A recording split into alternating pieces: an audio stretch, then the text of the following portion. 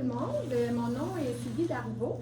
Moi, je suis psychoéducatrice pour le centre de service. Ça fait près de 28 ans. Donc, j'ai travaillé entre autres 17 ans à l'académie. Puis, c'est ma deuxième année ici au service éducatif. Donc, mon rôle maintenant au service éducatif, c'est vraiment de répondre aux besoins des enseignants, des éducateurs, des psycho-aides, des directions concernant des classes plus difficiles, des comportements plus difficiles. Je fais aussi beaucoup de formation. Donc, je peux donner de la formation sur des sujets qui peuvent être utiles pour votre école, soit aux éducateurs, aux surveillants d'élèves aussi, services de garde. Fait que j'offre de la formation un peu à tout le monde sur différents sujets. C'est ce que je disais tantôt, j'ai pris un petit peu de temps pour parler un peu comment nous rejoindre, parce que oui, vous avez des psychoèdes dans vos écoles et des éducateurs, donc quand ça ne va pas, vous pouvez leur demander. Mais ensuite, vous pouvez nous faire des demandes aussi à nous. Puis c'est important. Plus qu'on a de demandes, plus que ça va bien dans votre classe, mieux est l'apprentissage. Fait n'hésitez pas, ça peut être juste un coup de téléphone, on parle de la problématique au téléphone, puis on n'a pas de temps de rencontre à faire et tout ça. Donc, gênez-vous pas, on a écrit nos coordonnées là, sur la feuille qu'on va vous distribuer. Vous avez une question, vous pouvez aussi le faire par email. Gênez-vous pas. On est là pour ça, puis en tout cas, on est quand même sympathique, puis il n'y a pas de. Tu sais, je veux dire, après 28 ans, j'en apprends encore sur le comportement, sur la gestion de comportement. Puis je travaille là-dedans à la journée longue, donc je comprends là, que des fois ça peut être plus compliqué pour vous, fait que n'hésitez pas. Donc moi je suis Lynne Darvaux, je suis conseillère pédagogique ici au centre de service depuis 13 ans. Je m'occupe principalement du dossier français au primaire. J'ai enseigné pendant 15 ans avant ça. Puis, moi, c'est ce que j'ai réalisé. Bien, c'est sûr que je suis d'une génération où à l'université, on nous présentait un peu des classes utopiques qui n'existaient pas vraiment, où il y avait peu d'élèves en difficulté, peu de problèmes de comportement.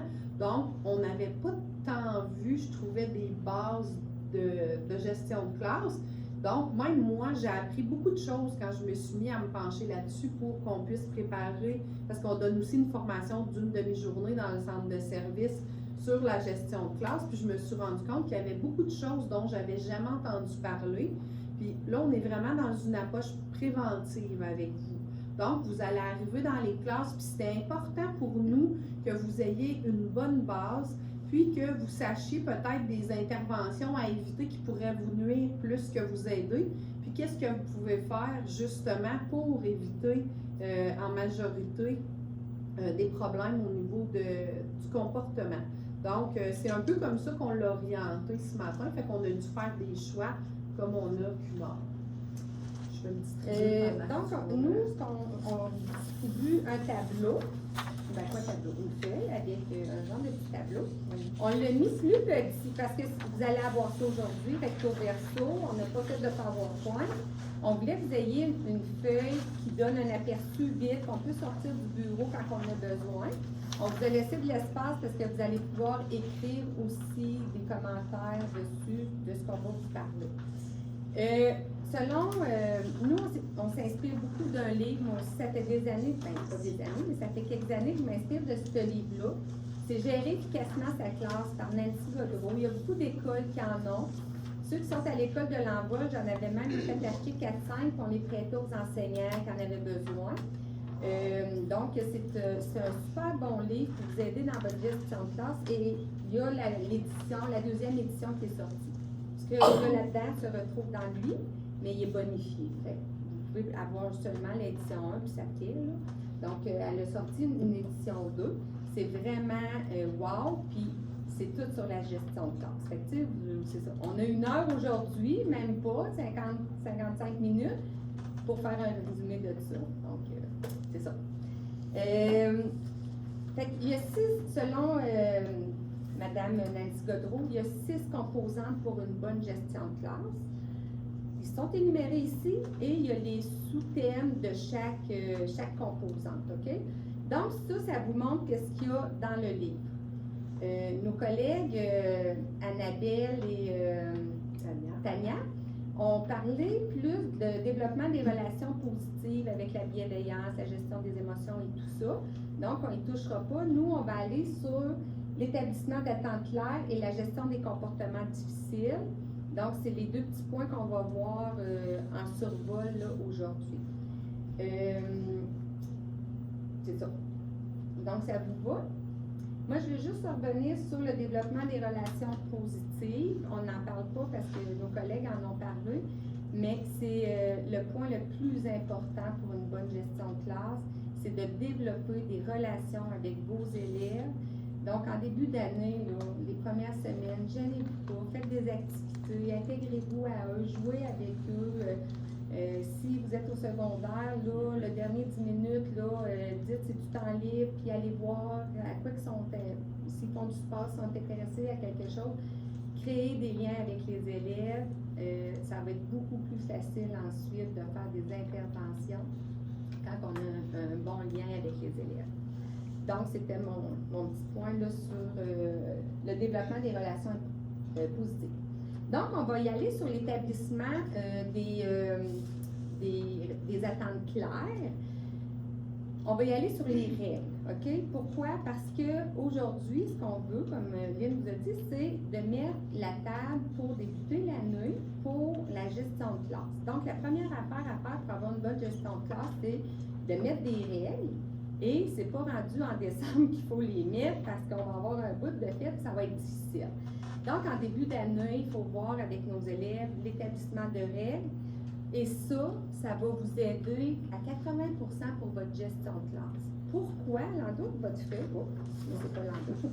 On a la pyramide, OK? La pyramide, là, à cette heure, on la voit partout.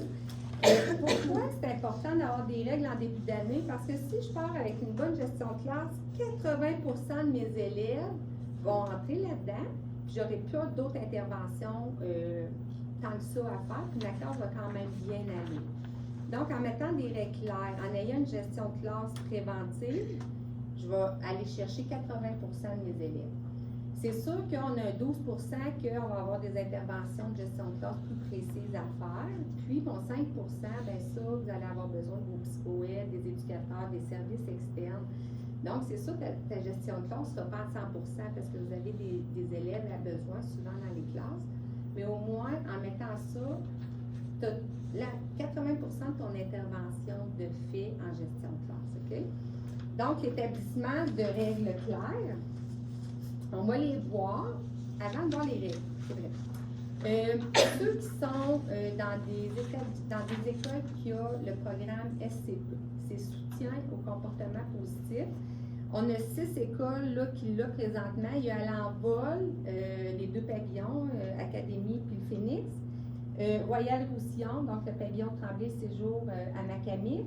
Et Bellefeuille, il commence cette année, c'est à Tachereau et Poulari. Ces 6 écoles-là ont déjà ce qu'on appelle SCP, qui est pour toute l'école. Okay? Donc, tout le monde s'est mobilisé et eux ont établi leurs règles, leurs valeurs. Ils ont des affiches dans les classes, dans les corridors, dans les salles de bain avec les règles. Ils ont des systèmes de motivation, école, classe.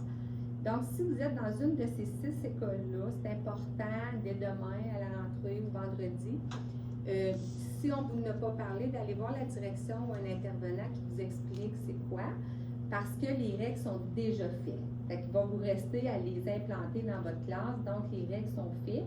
Ils vont vous expliquer comment ça fonctionne. Ceux qui n'ont pas SCP, vous allez devoir faire vos règles de classe de vie.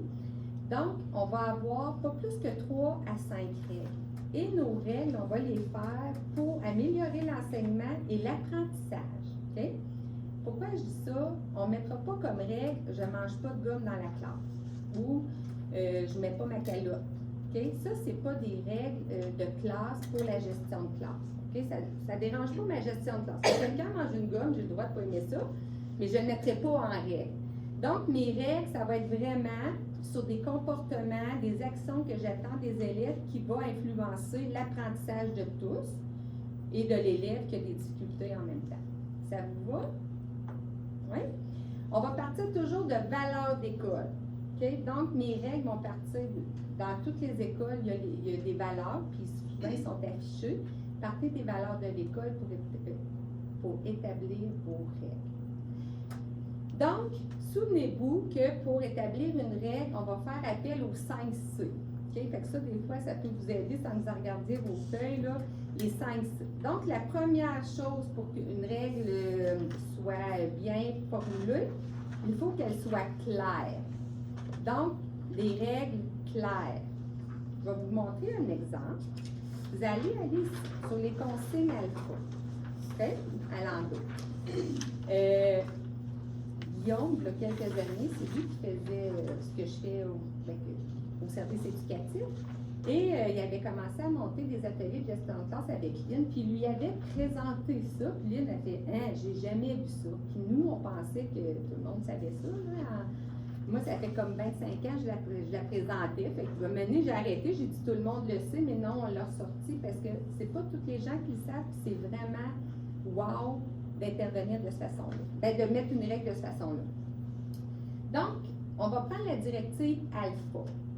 Directive 1, ça doit être des directives précises et directes. Donc, appelez, quand vous faites une intervention, nommez le nom, le prénom de l'élève. Okay? Il faut qu'il sache que je m'adresse à lui. Et j'établis un regard. Okay? C'est sûr que si vous avez des TSA, des problématiques particulières, c'est autre chose. Peut-être qu'il n'y aura pas de contact visuel, puis c'est correct, mais avec la majorité des élèves, je prends le temps de me baisser, surtout s'il est au primaire puis plus petit, de le regarder dans les yeux, de le nommer et de donner ma directive. Parler avec une voix ferme et neutre et utiliser un vocabulaire adapté. Okay? Tantôt, je donnais comme exemple, une voix neutre et ferme, c'est pas de crier, c'est juste d'être toujours sur le même ton. Et on dit ce que le jeune doit faire. Tantôt, je disais, le milieu scolaire, c'est un milieu beaucoup de femmes. Hein? Et les femmes, on parle trop. Okay? On parle toujours trop. Puis ça, je le dis souvent quand je vais aider là, dans la gestion de classe, dans des écoles, je dis arrête de parler, on parle trop. Okay? On veut expliquer, on veut qu'ils comprennent, on veut. Fait quand on donne une règle, là, on en met, puis maintenant l'élève se perd là-dedans. Okay? Donc, dans une classe, vous n'êtes pas une maman de famille, vous n'êtes pas une femme, vous êtes une enseignante, et il faut éviter de parler trop. D'accord? Tu ris, Joanie? Je le dis souvent, souvent, on parle trop. Donc, je veux que Johnny prenne son rang. Ben, je vais dire, Johnny, je le regarde, prends ton rang immédiatement. Okay? Donc, c'est clair, c'est précis, il sait ce que je m'attends de lui. Et c'est pas, Johnny, là, tantôt, là, on s'en va écrire, ça serait le fun que tu viennes dans la. Puis là, place-toi pas à côté d'elle, parce que là, tu sais, quand tu es à côté d'elle, ça va pas bien. Là, on va être en retard à la récré, tout le monde va être fâché parce que. Puis là, on n'arrête plus. Puis là, l'enfant, il est comme, aïe, elle s'en va où? C'est quoi dans la consigne de départ? Et il ne sait pas quoi faire. À côté, dans le bêta, on voit aussi, des fois, on a tendance à dire, hey, calme-toi. Calme-toi, c'est quoi se calmer? Pour moi, me calmer ne sera pas la même affaire que pour toi et que pour l'élève. Okay? Donc, c'est pas précis. Il faut que ça soit des comportements que je veux voir appliqués chez l'élève. Okay? Respecte ton voisin. C'est quoi le respect? Moi, là, mes parents me l'ont appris d'une façon, puis l'autre, ses parents l'ont appris d'une autre façon, selon nos valeurs, selon... Et il y a des enfants, malheureusement, qui n'ont même pas eu la chance d'avoir cet apprentissage-là. Donc, respecte ton voisin, c'est pas clair. Et l'enfant pourrait faire, si je lui dis respecte ton voisin, il fait une action que lui pense c'est du respect, puis toi, tu dis, t'as pas compris? Je t'ai demandé de le respecter, mais lui, il est sûr qu'il a fait l'action. Donc, on évite des belles phrases, calme-toi, respecte ton voisin, tout ça, pour aller plus sur des comportements que je m'attends. Donc, ça pourrait être aide ton voisin à tourner sa page ou à chercher son numéro de page. Donc, je donne la consigne de ce que je m'attends de l'élève. OK? Et un vocabulaire neutre et en donnant un nom. Ça, on va plus. 2, une seule directive à la fois. OK? Ça va aider énormément les TSA, les TDAH et les élèves en général. Oui, des fois, on a des petites Joanie ou Stéphanie qu'on va dire 3 consignes. Va à ta place, sors ton livre à la page 50, commence. Quand tu vas avoir fini, viens me voir, puis elle va partir à sa place, elle va tout faire ça. Mais ce n'est pas la majorité de nos élèves. OK? Donc, il faut y aller une consigne à la fois et si possible, montrez-les avec vos doigts, qu'il y ait des repères visuels. Donc, Je vous demande, 1, allez vous asseoir. Ils vont tous s'asseoir. 2, sors ton livre de maths. 3, va à telle page, OK? Puis en le faisant, je peux marcher, puis aller l'aider, mon élève qui est en difficulté, qui a de la misère à trouver sa page. Au lieu de, bon, t'as pas encore trouvé ta page? Donc, je peux aller l'aider. Je t'ai dit la page 3, je répète ma consigne. Vous allez éviter une panoplie de problèmes de comportement y allant de cette façon-là. OK? Donc, une consigne à la fois. On peut les imaginer avec nos doigts. Le cerveau a besoin de repères visuels. Donc, c'est des façons de faire sans être obligé de toujours les écrire. Allouer plus ou moins 5 secondes à l'élève pour répondre à la demande. OK? Donc, quand je donne ma consigne, va t'asseoir à ta place, puis qu'elle ne bouge pas, l'enfant ne bouge pas là, c'est pas tout de suite, hey, je t'ai dit, elle à ta place. Donnez-lui un délai. OK? 5 secondes, c'est même pas beaucoup. Dans SCP, on va jusqu'à 30 secondes, 1 minute, quand on donne une action à l'enfant à faire. Puis pour pas que ça vous paraisse long, donnez l'action, puis pour vous donner des secondes, au lieu d'attendre, faites autre chose et revenez. OK? Parce que vous allez voir, oh, je vais donner 5 secondes, puis là, tu attends, puis tu fais 1, 2, tu comptes. Tu fais comme, OK, c'est long 5 secondes, c'est long 1 minute, et on est très pressé, hein? En enseignement, on est tout le temps comme, donc c'est long. Mais donnez la chance à l'élève de penser à ce qu'il doit faire, puis Lynn, elle a des statistiques. Bien, tu sais, c'est parce qu'on disait quand on donnait la formation, justement, là, sur la façon dont les jeunes, leur cerveau traite l'information, l'influx nerveux qui voyage dans la tête des enfants.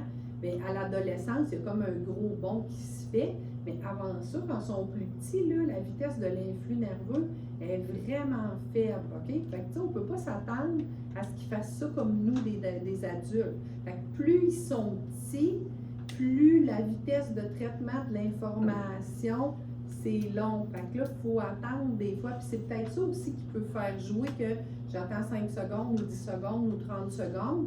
Bien, quand c'est un tout petit, si je suis dans une classe de préscolaire, bien, j'attendrai pas le même temps que si je suis dans une classe, par exemple, de secondaire 2.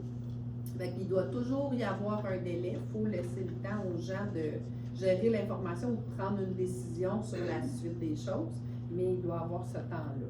Puis pour nos opposants, si vous laissez des délais, il y a plus de chances de se mettre en action que si vous talonnez, là, il peut commencer à être de plus en plus opposant. C'est pour ça qu'en ayant des consignes alpha, vous évitez beaucoup d'escalade de comportement.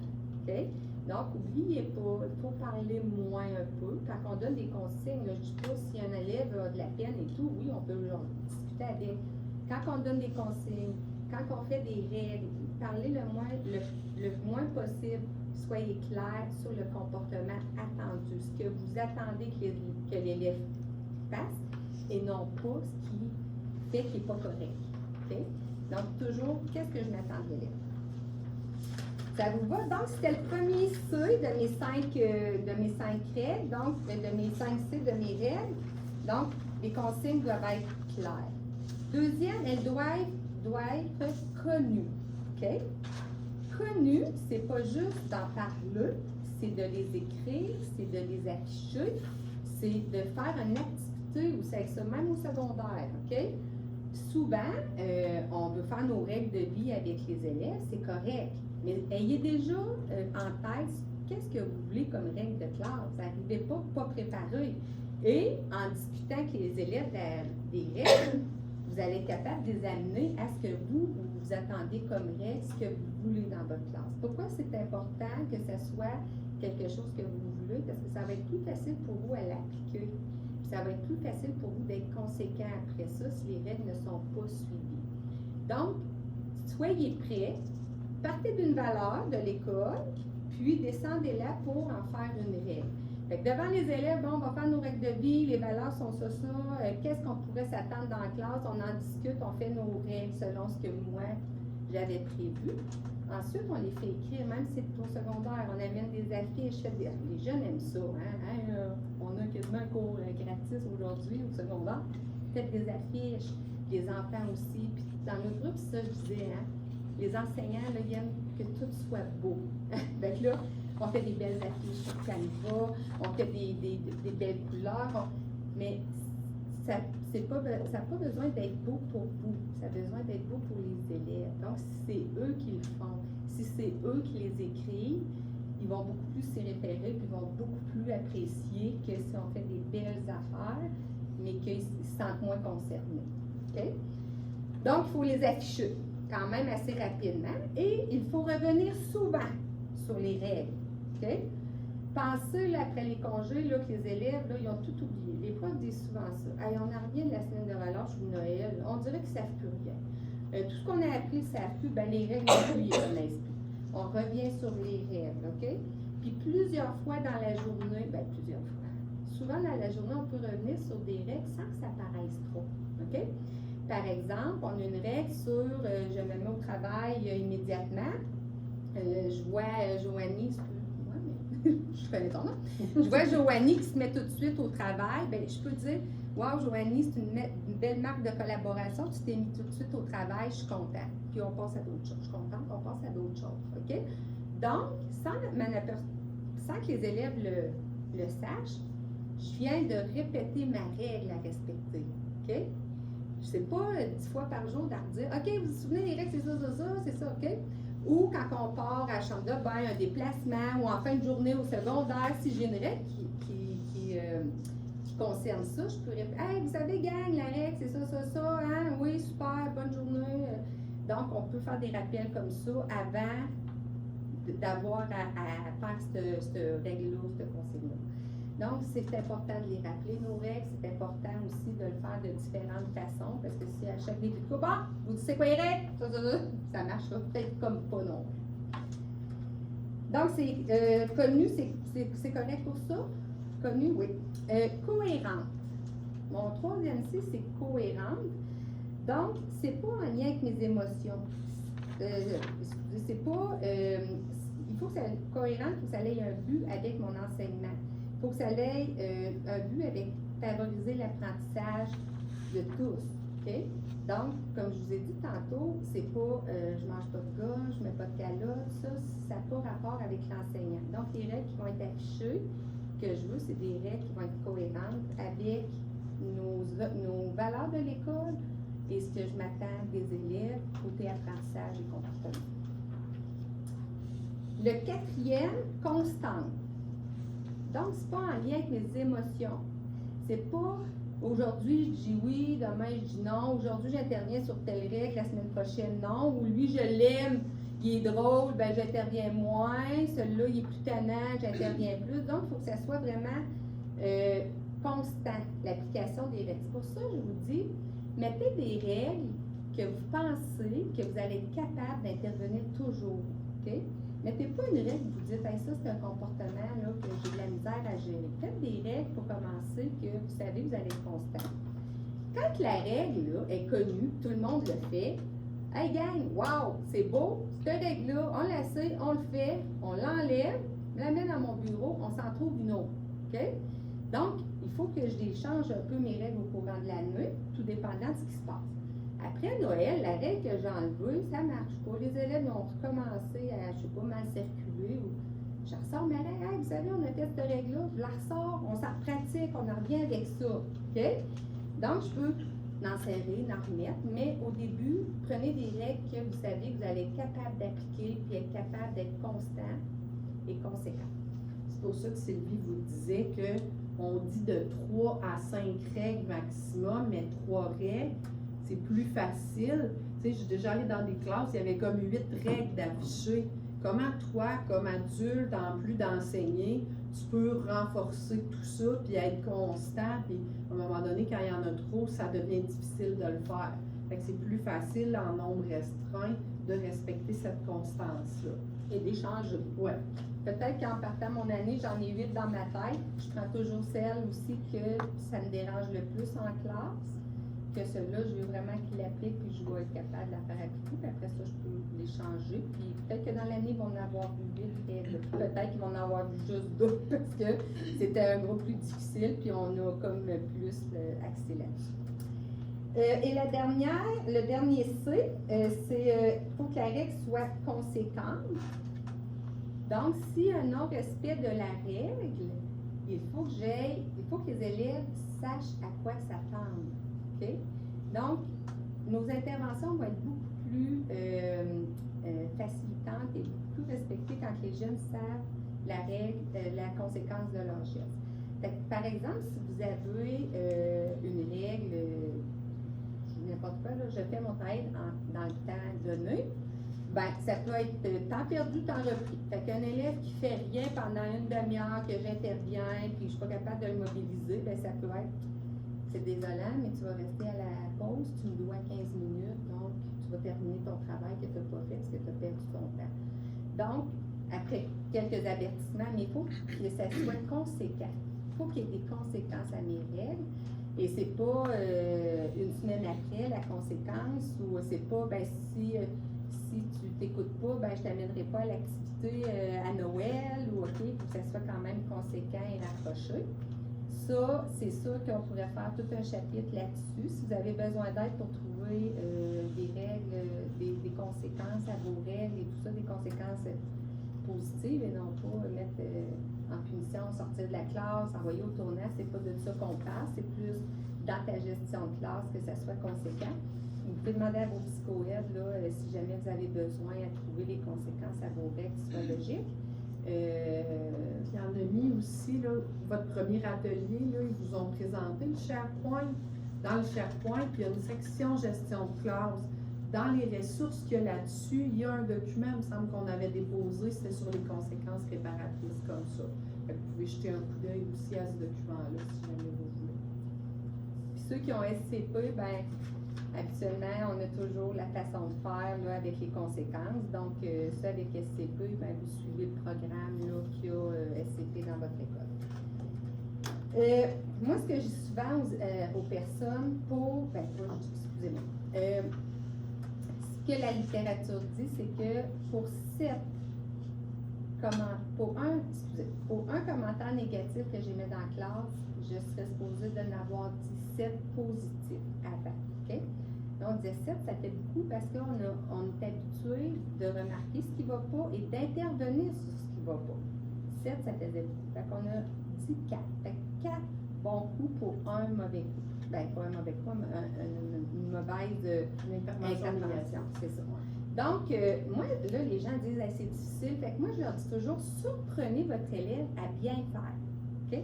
Donc, au lieu de zioter qu'est-ce qui ne marche pas ou ceux qui ne font pas comme il faut, regardez ceux qui font bien et mentionnez-le. OK? Donc, voir que tu t'es mis au travail, c'est bien, super, et je passe à d'autres choses. Je viens d'en faire un. Je peux regarder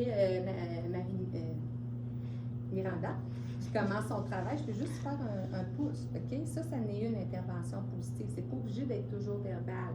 Ça peut être visuel, ça peut être. Puis c'est pas obligé d'être tout le monde qui le voit, mais ça peut être toutes sortes d'interventions positives. Verbales, non verbales. Juste passer à côté de l'élève, mettre la main sur le coude, wow, OK, donc, il faut que vous en faites 4 positifs avant de dire à un élève, là, tu t'es pas mis au travail, ça va pas, OK?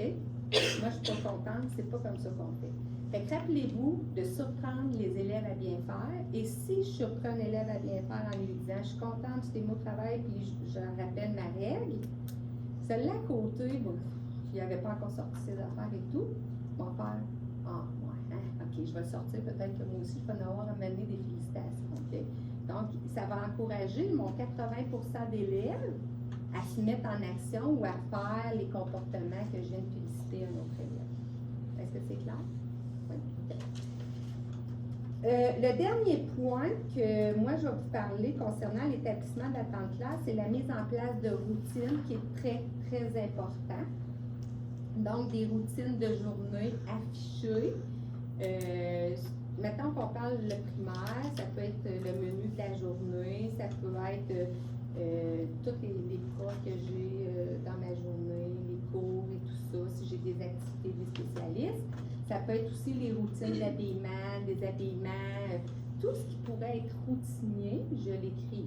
J'ai des jeux libres dans ma classe en fin de journée, ça peut être des routines aussi. En jeu libre, ce que je m'attends de toi, c'est ça, et on le met. Ça devient comme une routine. Au secondaire aussi, il faut avoir des routines ou des façons de faire dans le cours, par exemple. Quand j'arrive en maths, je sais toujours que le prof va faire une présentation. Après ça, c'est nos exercices, puis on a 10 minutes à la fin pour les questions. Maintenant. Fait que je viens que je sais comment fonctionne mon cours. Donc, c'est plus facile pour l'élève de se mouler à ça que si je change toujours la façon de faire. Et même, mettons, en français, en maths, quand j'explique, je sais pas, moi, un problème écrit, ben, je vais le dire, c'est quoi ma routine. Moi, je m'attends à ça, puis ça va être toujours comme ça. Quand je te demande de faire en français telle chose, dites-la. Qu'est-ce que vous attendez des élèves? C'est quoi votre façon de faire, votre démarche? C'est plus sécurisant pour les élèves de savoir qu'est-ce qu'ils ont à faire, où est-ce qu'ils s'enlignent. Puis après ça, ils embarquent dans ce moule-là, mon 80 N'oubliez pas, c'est 80 des élèves dont on parle ici. Parce que c'est de la gestion de classe préventive qu'on fait présentement. Vous pouvez même les modéliser. Tu sais, ce qu'on faisait peu, là, montrer c'est quoi le comportement inapproprié, vraiment le montrer, le faire un peu, le mimer. Ça peut être ça, puis après ça, on montre c'est quoi qui est le comportement attendu aussi, parce que des fois, on a l'impression que c'est une évidence pour nous, une fois qu'on l'a nommé, mais ça ne veut pas dire que c'est nécessairement évident pour les enfants, surtout dépendant du milieu familial duquel ils viennent, puis des exemples qu'ils ont eu dans leur milieu. Donc, on va poursuivre avec l'autre partie qui est la gestion des comportements difficiles. Puis tu sais, encore là, on donne une demi-journée de formation habituellement sur tout ça. Puis même en une demi-journée, on avait été obligé de faire du ménage beaucoup. Fait que là, en 1 heure, on ne pouvait pas adresser tout. Fait qu'on s'est questionné, puis on s'est demandé, bien, c'est quoi les interventions peut-être qu'on pourrait recommander, puis que vous pouvez facilement mettre en application quand vous allez arriver dans une classe, même quand vous faites de la suppléance aussi. Parce que des fois, il y a aussi cette réalité-là qu'on passe d'une classe à l'autre. Il y a des choses que vous pouvez faire plus facilement qui peuvent venir faciliter ce que vous allez vivre durant ces journées-là. Puis, oui. Juste une indication, oui. Si on veut la faire, la journée de formation, c'est comment qu'on... Bien, vous pouvez nous envoyer peut-être un petit courriel. On vous a mis nos coordonnées ici. Puis, parce qu'on en discutait, on disait, ah, OK, là, on donne 1 heure, puis peut-être qu'on pourrait vous joindre peut-être à l'école du Maillon, en tout cas, fait qu'on verra, il faudrait vérifier avec la direction. Parce que cette année, on le donne juste à l'école du Maillon, parce que l'année passée, on l'a donné à d'autres écoles, puis on ne le fait pas avec les écoles SCP, parce que c'est vraiment fait pour une bonne gestion de classe, d'école et tout ça, fait qu'eux, ils ont leur principe de base qui est wow, là, moi... Ils sont vraiment attachés à ça, fait oui. que on n'est pas... C'est pour ça que toutes les 6 écoles qui ont SCP, on ne donne pas la gestion de classe, puis cette année, on l'a... Tu vas être où, toi? Ici, à Pointe-Noire. OK, bien, tu peux faire une demande, puis si on a un petit groupe, on peut faire un groupe, éventuellement. Puis, dans le fond, c'est ça, vu qu'on ne pouvait pas justement adresser tout, bien, on s'est dit on va adresser des choses qui peuvent avoir un impact important. Puis, on voulait aussi vous présenter des exemples de ce que ça peut avoir l'air. Fait qu'on va vous faire écouter aussi 2 scénettes qui ont été filmées dans des classes. Donc, on va voir une scénette dans une classe du primaire, donc une enseignante, on va voir comment elle intervient. Puis en premier, on va voir un contre-exemple. On va regarder ensemble qu'est-ce qu'on pouvait observer. Puis on va voir quelle aurait pu être aussi l'intervention. On voulait vous montrer qu'est-ce que ça peut avoir l'air, puis les impacts de ces interventions-là. Donc, au niveau des interventions aussi, on voulait vous... tantôt, Sylvie vous a dit que l'autre, c'est vraiment wow aussi. Ça, c'est un livre aussi vraiment intéressant. Je ne sais pas encore si toutes les écoles l'ont. Il est nouveau. Enseignement explicite et données probantes, 40 stratégies pédagogiques efficaces pour la classe et l'école. Puis, il y a vraiment une section sur toute la gestion de classe, donc toute la gestion des comportements. Puis, il y a même un chapitre qui est justement en lien avec les stratégies d'intervention préventive. Donc, la première, c'est établir des relations positives avec tous les élèves. Fait que comme vous avez déjà eu un bloc là-dessus, on ne l'adressait pas. Donc, ensuite, on adressait une autre stratégie préventive qui s'appelle marcher sa classe. OK? Donc, marcher sa classe, c'est une stratégie. Donc, c'est comme un enseignant, on le sait, là, tout le monde a beaucoup de travail. On a de la correction, il faut planifier, il faut aller voir nos courriels. Plus on a notre temps avec nos élèves. Fait que là, des fois, on essaye de maximiser notre temps parce que là, on a aussi des enfants chez nous qui ont des devoirs et tout ça. Fait que là, ce que ça fait, c'est que des fois, puis tu sais, je m'inclus là-dedans, je l'ai fait, on met nos élèves au travail, puis on va s'asseoir à notre bureau, on corrige, on planifie, donc on en profite pour s'avancer dans d'autres choses. Sauf que ce que les recherches ont démontré, c'est qu'un prof qui marche dans sa classe plutôt que d'être assis à son pupitre pendant que ses élèves travaillent va diminuer de 50% les écarts de conduite qu'il risque d'avoir dans sa classe. C'est quand même beaucoup, 50% de réduction. Puis il disait même que ça avait un impact sur l'engagement des élèves. Donc, ils ont observé comme un 10% d'augmentation d'engagement dans une classe versus un prof assis là ou un prof qui circule dans sa classe. Quand vous marchez la classe, ce qui est important, c'est de ne pas faire toujours le même trajet. Tu sais, on est des créatures d'habitude, les humains, là. Fait qu'on dirait que notre cerveau, nos cellules, ils aiment ça quand on prend un peu des... J'ai juste le mot pattern aujourd'hui dans la tête. Donc, qui prend des genres de patterns comme ça, mais dire, bon, ben on essaie de changer nos trajets pour que notre élève aussi ne s'attende pas à quel endroit on va être. Parce que des fois, notre petit tannant qui veut essayer de faire un mauvais coup, puis là, il dit, ah, ben je sais que moi, quand Valérie, elle marche, ben d'un coup, quand elle va être rendue dans ce coin-là, moi, j'aurai le temps de faire ça. Mais là, il ne peut pas trop s'y attendre parce qu'il ne sait pas nécessairement dans quel ordre on va le faire. Donc, marcher sa classe, c'est vraiment quelque chose d'important. Puis, ça pourrait aussi vous permettre de désamorcer des situations ou même, sans la désamorcer, même prévenir qu'une situation se dégrade. Fait que, tu sais, des fois, du coin de l'œil, on a vu que dans la classe, il a l'air à se préparer quelque chose, ben je vais juste me promener, puis je continue à parler, puis là, je vais arriver, puis je vais m'arrêter près des gens. Fait que je peux continuer à parler, mais je suis pas loin de celui que je pensais qu'il picosse son voisin, puis ça risque de dégénérer peut-être en chicane, puis d'amener des problèmes. Fait que juste le fait de marcher la classe, c'est une façon de faire qui a quand même un impact important. Puis ça, bien, on peut le faire même quand on fait de la suppléance. Tu sais, c'était comme nos consignes. Puis c'est là qu'il faut voir le prochain, maintenant que je vais vous parler, c'est le plan de classe réfléchi. Mais quand je fais de la suppléance, je ne peux pas changer le plan de classe, puis j'arrive là, puis je ne connais pas les élèves, souvent. Fait que là, je ne sais pas trop qui est qui, puis tu sais, des fois, il y en a qui changent de place, puis ils se font passer pour un autre, ils changent de nom pour la journée, ça c'est déjà vu. Donc, c'est pas quelque chose sur lequel j'ai du pouvoir. Mais quand on parle des consignes alpha, j'ai du pouvoir là-dessus quand je fais de la suppléance. Marcher sa classe, j'ai du pouvoir là-dessus aussi. Donc, toujours dans notre but de prévention. Il y avait aussi, là, balayer la classe du regard. Oui, là, si tu es vrai. obligé d'aller t'asseoir, puis que tu as des élèves qui viennent à ton bureau, souvent, lève le regard. Tu sais, moi, là, je vais dans les classes, là, je vois l'enseignant concentré avec l'élève, puis il lève pas trop les yeux. Fait que les élèves, à un moment donné, décrochent, commencent à faire des petites choses, à placoter, lancer des effaces. Donc, balayez toujours votre classe du regard le plus possible, même quand vous êtes dans un vous allez à un bureau expliquer, essayez de vous mettre face à le plus grand nombre dans la classe et non pas de dos. Fait que, tu sais, si vous allez expliquer en avant de quelqu'un qui est assis là, pour aller expliquer, pour que j'aie la face vers en avant, je vais aller y expliquer comme ça pour avoir la vue la mieux sur toute la classe. OK? Donc, ça aussi, c'est important. C'est vrai. Puis ça aussi, c'est une stratégie qu'on peut mettre en place, même quand on arrive dans une nouvelle classe où on n'a pas été. Le plan de classe réfléchi, ça, c'est une partie importante quand c'est nos élèves, de réfléchir au placement des élèves. Puis ça, dans la formation, on va un petit peu plus loin aussi là-dessus. Fait que si jamais c'est quelque chose qui vous préoccupe et que vous ne trouvez pas évident, bien, des fois, vos intervenants ou nous-mêmes, on peut vous aider avec ça.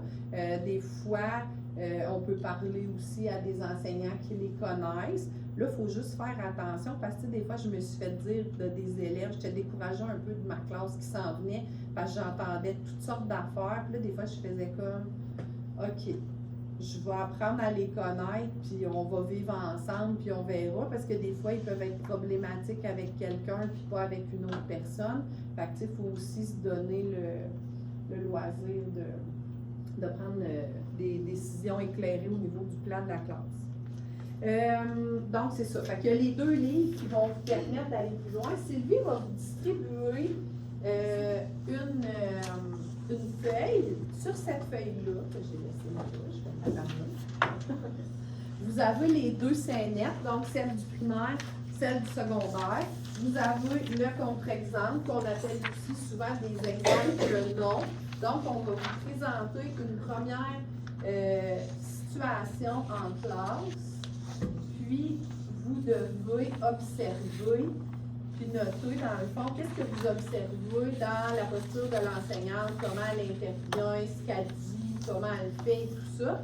Puis ensuite de ça, on va écouter un exemple oui, puis on va voir la même enseignante dans la même classe, mais qui intervient de façon différente. Puis on va pouvoir en sortir ensemble des bonnes interventions à privilégier qui pourraient vous aider à mieux vivre votre vie dans la classe.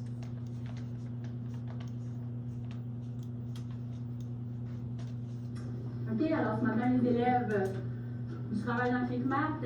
Alors, le travail est écrit au tableau, page 38, numéro 1, 2, 3, page 39, numéro 4, page 40, numéro 7. Donc, voilà. Alors, je vous laisse travailler. C'est du travail en îlot. Je vous demande de parler à voix basse.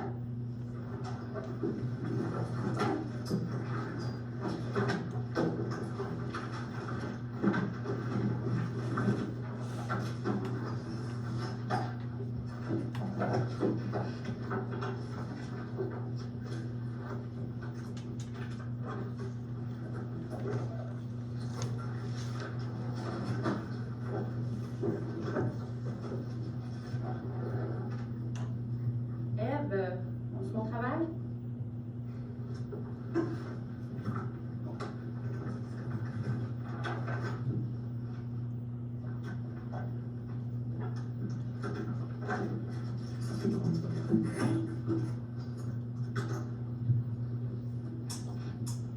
Bon, là, tu déranges tout le monde, là, je te mets un avertissement.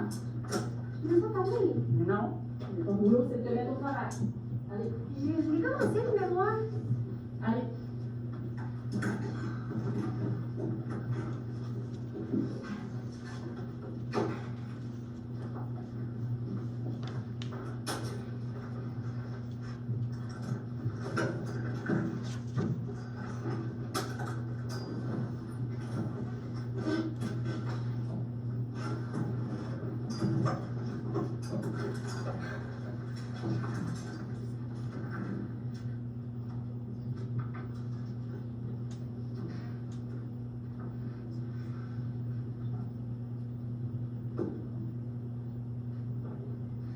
Bon, deuxième avertissement, tout ce que tu fais, c'est du dessin.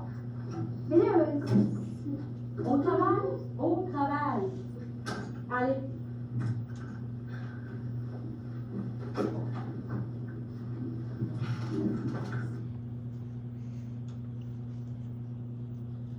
Donc, ça, c'était notre premier exemple. Puis, tu sais, je vais revenir avec vous. Si on avait eu du temps, là, on vous aurait laissé nommer ce que vous avez observé. Dans le fond, là, ce qu'on peut observer, c'est qu'au début, on a juste comme donné le travail avec des numéros de page sans revenir dire ben, de quoi on parle et pourquoi on fait ça. Puis ensuite, ben, l'enseignante est allée s'asseoir à son bureau pour travailler dans son planificateur. Puis là, ben, la situation problématique ici, c'était un élève qui perd son temps, qui se met pas, qui s'engage pas dans la tâche. Puis elle a fait son intervention à voix haute devant tout le groupe. Puis ça avait comme deux effets négatifs. Ça avait l'effet négatif qu'on dérange tous les autres élèves de la classe qui, eux, s'étaient mis au travail. Puis en plus de ça, ben des fois aussi dans le ton, tu sais, on a vu, là, on n'était pas dans les consignes alpha nécessairement, mais avec un ton neutre et ferme, si c'est comme ça que tu l'avais nommé. Donc, le ton peut faire que ça peut créer une escalade dépendant de c'est qui l'élève. Si on n'a pas un élève qui est confrontant, oui, ça pourrait ne pas avoir cet impact-là, mais pour un autre élève ou pour même une élève, dépendant de la journée, les réactions peuvent être différentes. Il n'y a pas eu nécessairement, on n'a pas, tu sais, elle a donné, elle dit je te donne un avertissement, elle dit je vais aller mettre ton nom, mais tu sais, on n'est pas revenu sur la consigne qui était attendue, puis on n'a pas nommé ce à quoi on s'attendait. Donc, il y avait un petit peu de tout ça dans l'intervention. On va voir la même enseignante. Moi, je veux juste ajouter, je veux juste ajouter aussi là, vous avez peut-être pas vu, là, mais il y a des élèves qui se sont retournés pour regarder s'il y a des élèves anxieux dans la classe. Faire une intervention comme ça, il faut un avertissement. Ben, les anxieux, même si ça ne les concerne pas, ça va faire augmenter leur anxiété. Et c'est quasiment sûr que vous allez avoir 1 ou 2 anxieux par classe, donc il faut faire attention à ça aussi. L'autre chose que j'avais oublié aussi, c'est jamais, tu sais, l'enfant s'est pas engagé dans le travail, mais il n'y a eu aucune question de est-ce que tu comprends ce qu'il y a à faire. Tu sais, on ne sait pas pourquoi qu'elle ne s'engage pas, c'est pas clairement demandé ou le soutien n'est pas nécessairement fort. Donc, deuxième exemple de la En élève, maintenant, on commence en mathématiques, donc c'est du travail dans les maths. Le travail est écrit au tableau, page 38, numéro 1, 2, 3, page 39, numéro 4, page 40, numéro 7. C'est des notions qu'on a travaillé hier sur les caractères de divisibilité. Donc, c'est un travail qui se fait en îlot. Je vais vous demander vraiment de travailler à voix basse, c'est important. Si jamais tu as des questions, tu lèves ta main, je viens de voir.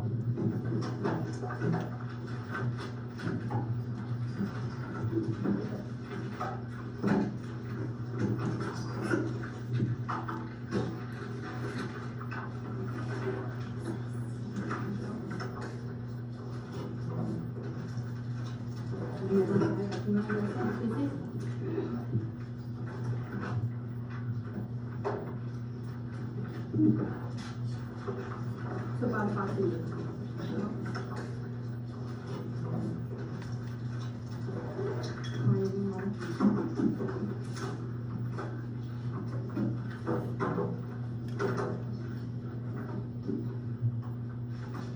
Comment ça va?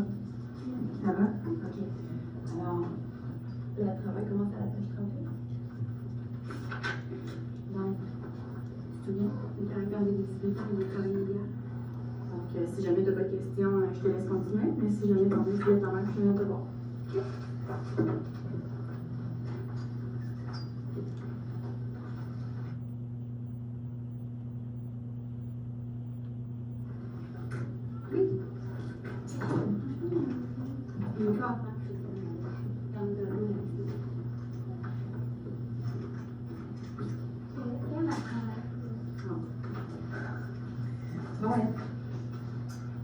Où t'es rendu dans ton miroir? J'ai commencé. OK. Parfait. Alors, dans le fond, tu as compris la première consigne. Je vois que c'est fait dans ton cahier, c'est parfait. Maintenant, est-ce qu'il y a des éléments que tu ne comprends pas? Non, parfait. Tu n'as pas sorti ton cahier. Non, je te demande de le faire maintenant. OK. Alors, ce qu'on va faire, je vais te laisser 2 minutes. Je vais continuer de circuler. OK? Dans 2 minutes, je vais revenir te voir et je veux que le numéro soit.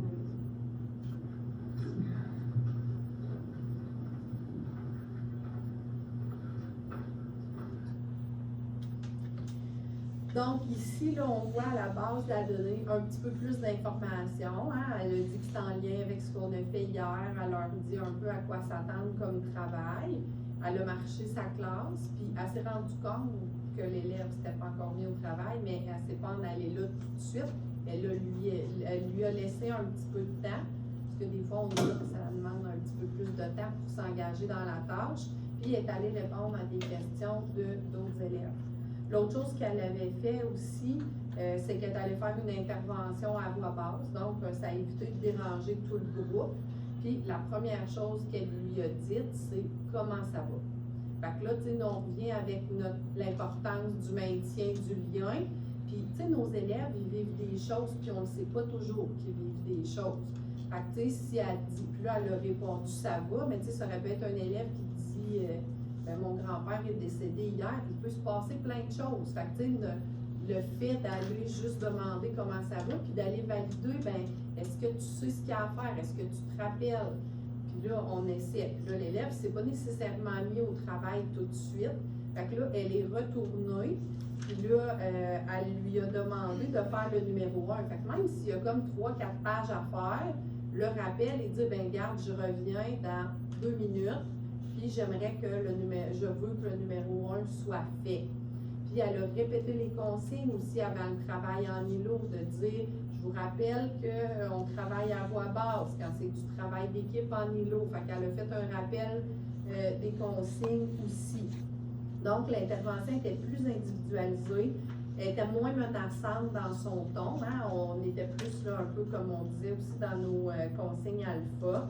Elle a vérifié la compréhension de l'élève, elle a laissé un délai, elle a marché sa classe. Fait que tout ça, c'est des interventions. Puis, on n'est pas en train de vous dire que même avec tous les élèves qui ont des troubles d'opposition, des choses comme ça, qu'on va y arriver, mais on se dit qu'avec la majorité des élèves, on peut y arriver.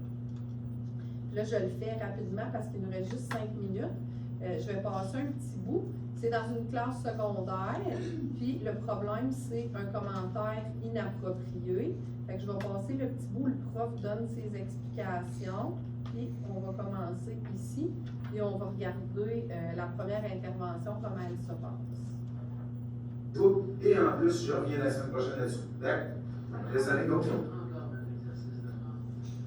Victor, qu'est-ce que tu viens de dire? Non, j'ai rien dit. Non, je t'ai entendu parler avec Emile, là. Dans mon bon câble, je l'ai entendu. Non, j'ai rien dit pour elle. Non, t'as dit quoi, Emile? Dis-moi ce que t'as dit. J'ai rien dit. Assume tes paroles, mon cher ami. Go. Qu'est-ce que t'as dit, Emile? Donc, première intervention, puis tu sais, des fois, on a l'impression que, des fois, il y en a qui disaient, ben là, c'est un peu poussé, votre affaire. Non. Ça existe pour vrai. Pas dans notre centre de service, là. Non, ça existe pour vrai. Puis, des fois, puis c'est ce que je dis, des fois, j'ai l'impression qu'il y a des enseignants, on aurait dit qu'ils jetaient de l'huile sur le feu avec une chaudière. Là, c'était comme pour amener que le comportement soit plus difficile encore. Fait qu'intervention devant tout le groupe. Il parle fort, il était plus menaçant dans son ton, puis il pointe du doigt.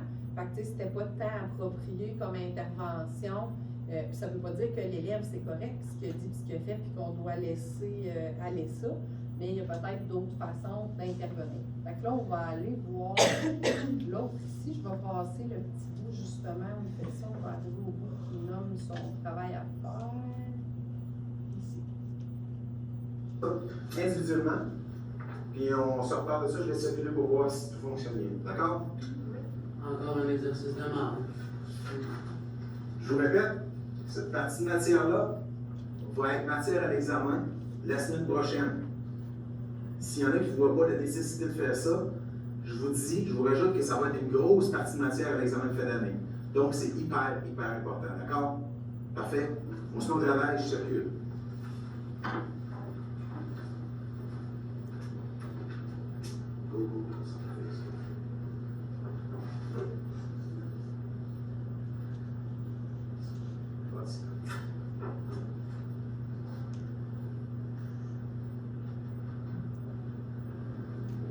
Évidemment, j'ai entendu ton commentaire. Est-ce qu'il y a quoi qui marche pas? Non, c'est correct. T'es sûr? Ça, je ne peux pas accepter ça en classe, ce commentaire. Tu comprends? Et la prochaine fois, quand ça marche pas, c'est là. Je vais t'aider, ça va me faire plaisir. D'accord? Et continue. Donc, dans la deuxième intervention, on voit qu'il rappelle l'importance de la tâche, mais sans viser l'élève qui a fait le commentaire. Donc, fait un rappel à tous. C'est peut-être pas mauvais, il y en a peut-être d'autres qui avaient besoin de l'entendre aussi.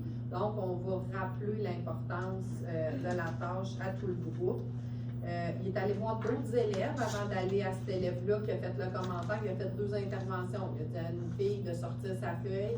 Il est allé aider une autre personne à se mettre au travail. Peut-être qu'elle avait une question. Ensuite, il est allé intervenir auprès de cet élève-là. Donc, puis il parlait plus calmement. Son intervention était plus discrète. Puis il l'a nommé que c'était pas accepté en classe. Donc, probablement que dans les règles de classe aussi, il y avait des choses comme ça, peut-être, qui avaient été choisies et nommées. Donc, dans les bonnes interventions à privilégier, il y avait le rappel de la règle, le fait qu'il était moins menaçant pour préserver le lien d'attachement. Dans le fond, il a géré parce qu'il était plus émotif comme personne. Il était plus dans une réaction émotive dans la première vidéo que dans la deuxième. Puis, il aurait même pu le voir après le cours aussi pour faire un retour là-dessus. Ça ne vaut pas la peine, des fois, pour un petit commentaire comme ça, de déranger tout le groupe puis de changer des fois un peu la dynamique. Puis, ça peut à quelque part aussi nuire au temps d'apprentissage. Fait que, on aurait pu demander, regarde, j'aimerais ça que tu restes une minute après la fin du cours. Puis on le nomme. C'est pas venir passer ta pause avec nous. Dans le fond, à la fin, là, tu sais, notre message aussi, c'est ce qu'on observe des fois, c'est que les gens attendent pour demander de l'aide, de s'en sentir dépassés. Il y a des gens qui sont comme à bout, qui finissent leur journée, qui pleurent, puis ça devient difficile. Attendez pas d'être rendu là. Tu sais, c'est pour ça qu'on vous dit, ayez la prévention en tête quand vous arrivez dans la classe. N'oubliez pas que c'est des humains. Tu sais, moi, je disais toujours à mes élèves, oui, je m'attends du respect quand tu me parles, mais il faut aussi que nous, on soit respectueux quand on s'adresse à eux. Tu sais, ça reste des humains qui vivent plein de choses pour lesquelles on n'est pas au courant nécessairement. Fait que ce lien-là, il est hyper important. Puis tu sais, des fois, là, j'ai fait une intervention avec une élève à un moment donné, puis tu sais, elle est assise là, puis elle a les bras croisés, puis elle m'a jamais regardé. Mais j'ai nommé des choses, j'ai parlé d'humain à humain, puis après, j'ai dit, ben c'est beau. Fait que là, je l'ai laissé sortir. Mais tu sais, tout le reste de l'année, la majorité, elle venait d'un milieu difficile, il y avait comme plein de choses dans sa vie, mais tous les autres enseignants ont eu plein de misère avec son comportement, puis pas moi, puis je le sais, puis pas parce que je suis meilleure qu'un autre, parce que le moment où j'ai pris pour m'adresser à elle, puis d'essayer, puis là, je n'étais même pas dans un maintien de lien, parce qu'on était en début d'année, là, il faut que je crée un lien avec elle, puis il faut qu'elle voie que je ne suis pas juste une enseignante, je suis une personne, puis que des fois, il y a des choses qui peuvent être blessantes aussi pour nous. N'hésitez pas, on a mis nos coordonnées. Si vous êtes dans une école et vous ne savez pas trop à qui vous référer, bien nous, vous pouvez nous envoyer un petit courriel, nous écrire sur Teams, puis on va vous répondre avec plaisir, puis au moins, sinon, on peut vous orienter vers la bonne ressource ou vous partager quelque chose qui peut vous aider.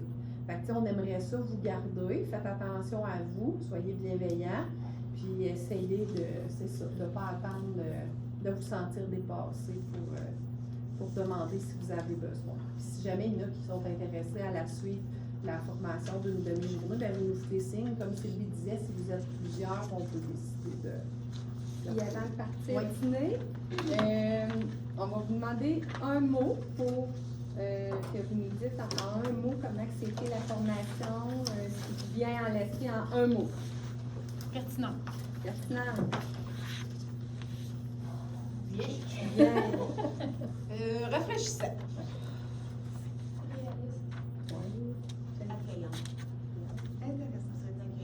Moi, je répéterais pertinente. Accueillant. Rafraîchissant. Sur ça, on vous souhaite un bon dîner.